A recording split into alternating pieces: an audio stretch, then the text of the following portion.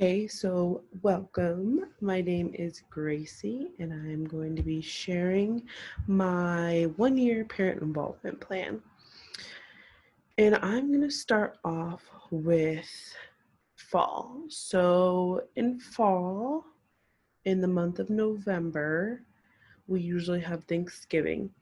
But at my preschool, we did something called Stone Soup.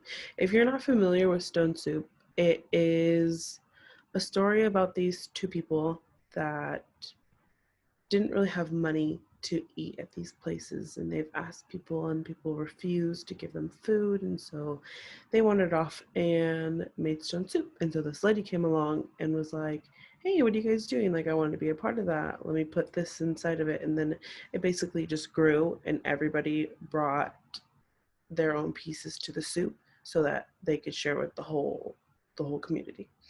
And so we pretty much did that at preschool. We taught them the meaning of Stone Soup, and then we had all of our children bring a carrot or potato or um, any vegetable, chicken, um, noodles, any things of those sorts that would go into a soup. And it was actually pretty good. I tried it. It was very different. We had um, ABC noodles. We had a couple cans of tomatoes. We had onions in there, and we had carrots. And it was actually really funny to watch some of the kids, because before this we ate the soup, we had the kids cut the vegetables. And it was really funny to see some of the kids, this is so horrible for me to say, but to see them cut the onions, because I don't think they've ever cut an onion before or been around it when it's being cut. So you could just see their tears going down. And it was definitely a sight. um and then another event that I would hold is in October. We would do the pumpkin patch, but I added on there a carving contest. I think a carving contest would be really cool. And so the parents would spend the day at the pumpkin patch, pick out their pumpkin they would use for the contest with the whole class. Um, and then we would have a carving contest, and the students will pick which one they like the best. And then we would tally it all up. And whoever the winner was, we would give them the big prize. But I don't want anybody to go home left out, feeling left out. So I would give at least every family or everybody that participated into the contest a medal or a small prize that they could take home as well. For winter in December, I found this Snow People Family project, which I thought was really fascinating, but I like to put my own little twist onto it. And so I, excuse me, I would give them the paper plates because they would take 3 paper plates home, and then they would put them together as a snowman, and they would decorate them with their family. But I would like them to take them home, and each student will design their snowman with their own holiday culture. So if they if they celebrate Christmas in a different way, or however they would like to do that, but put their own spin onto it, their own culture, their own things they do. They could put pictures of how or what traditions they do or what they do during the holidays. I think that would be really fascinating, and then they could come back to school and share that with all their friends.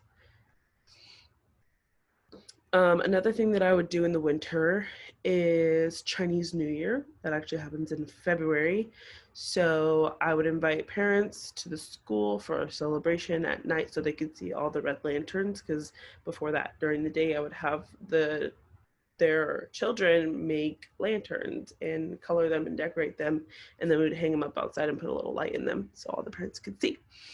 Um, they would also have Lucky New Year's food. For example, fish, dumplings, spring rolls, longevity noodles. Correct me if I'm wrong, but they would have those, and then the parents and students will have a time to create a paper twirl dragon. As you can see down here in the corner, they would just cut it and paint it, and a little cutout of a dragon head would be glued onto there. So they would have that time together, which I think would be really fun. For spring, I thought this was the coolest thing that I found. I don't think I ever really knew about holly until I looked into like the different cultures and the different holidays that they did.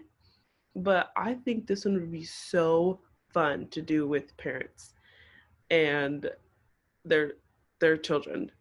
Just everybody comes dressed in white, and this event will be held outside, so because it is going to get really messy. So I would invite them to wear white and come and celebrate and dance to music, throwing color and water and colored water. This would be something really cool that we could bring um, to share with families. So for summer, I thought it would be really cool to do the 4th of July parade.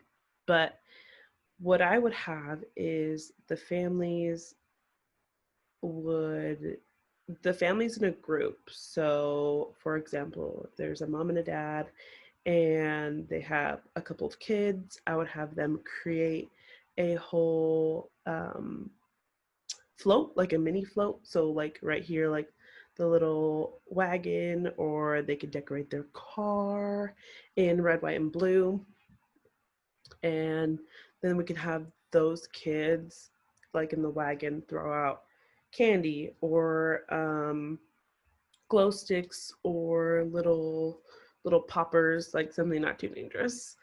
Um, but I think that would just be fun to celebrate that holiday with everyone. And then at the end of the day, we could go and watch the fireworks together. I think that would be really, really cool. So, yeah, that's the end of my presentation.